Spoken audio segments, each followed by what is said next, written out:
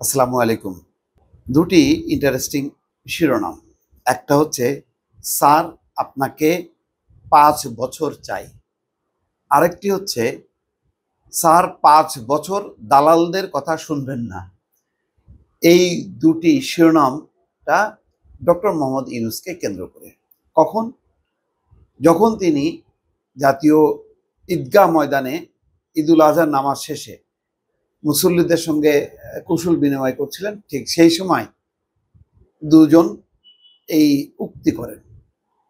এই উক্তির উত্তরে কি বলেছেন বলার কথা না, ডক্টর মোহাম্মদ ইউনূস হেসে আর কি সবকিছুকে ম্যানেজ করেন বা মানে এক ধরনের সম্মান দেন আর কি।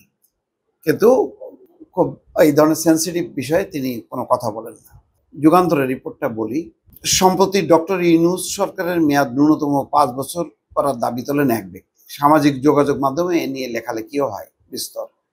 গত ১৮ এপ্রিল ডক্টর ইউনূস সরকারের মেয়াদ ৫ বছর করার জন্য রাজু ভাস্কর্যের সামনে অনশন করেন একদল যুবক। এর আগে গত ১২ এপ্রিল পাগলা মসজিদের দান বাক্সে টাকার সঙ্গে মনোবাসনা পূরণের আকাঙ্ক্ষার বেশ কিছু চিঠি চিরকুট পাওয়া গেছে। এর মধ্যে একটি চিরকুটে সামাজিক যোগাযোগ মাধ্যম ফেসবুকে ভাইরাল হয়।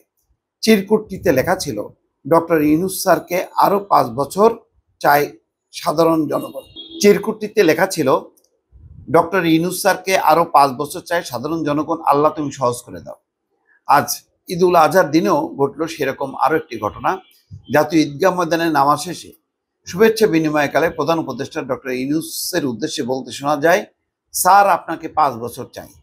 এই সময় জাতীয় ঈদগাহ ময়দানে ঈদুল আজহার নামাজ শেষে দেশের মঙ্গলের জন্য সবার কাছে দোয়া চেয়েছেন প্রধান উপদেষ্টা। শনিবার হাইকোর্ট সংলগ্ন ঈদগাহ ময়দানের সামনে কাতারে বসে নামাজ আদায় করেন তিনি। খুতবার পর অংশ নেন মোনাজাতেও।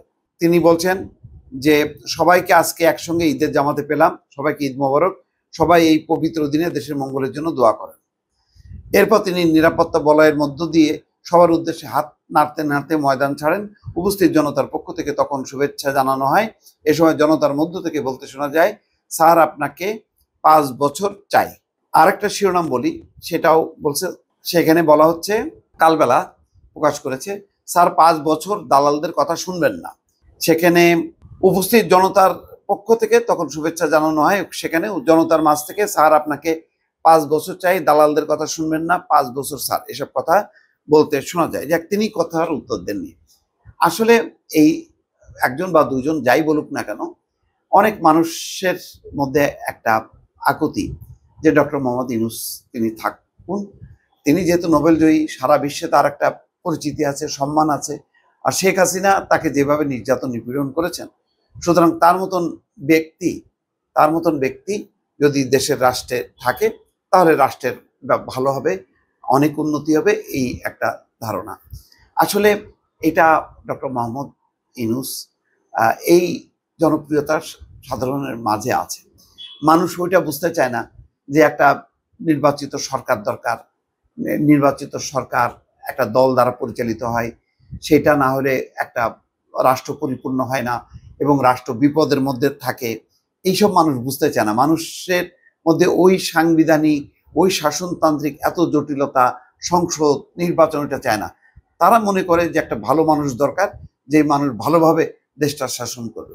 তো সেই হিসাবে গত ১৫ বছরের শেখ হাসিনার শাসন আমল দেখতে দেখতে মানুষ এত বিরক্ত যে মানুষ এখন ডক্টর মোহাম্মদ ইউনূসকে চায়। এটা বহু মানুষের আকুতি। কিন্তু বাস্তবতা হলো এই যে শুধু বাংলাদেশ না, পৃথিবীতে বহু জ্ঞানী গুণী মানুষ আছেন যাদেরকে মানুষ পছন্দ করেন।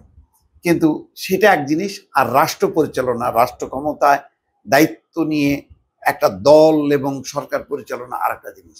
যারা একই সঙ্গে দলের শীর্ষ হবেন, একদম প্রধান পদে থাকবেন, তারাই আবার সরকার প্রধান হিসেবে দেশ চালাবেন, এটাই হচ্ছে স্বাভাবিক, সহজাত। কিন্তু আমাদের জ্ঞানী গুণী বহু জনপ্রিয় মানুষ থাকেন, যাদেরকে মানুষ প্রচুর ভালোবাসেন।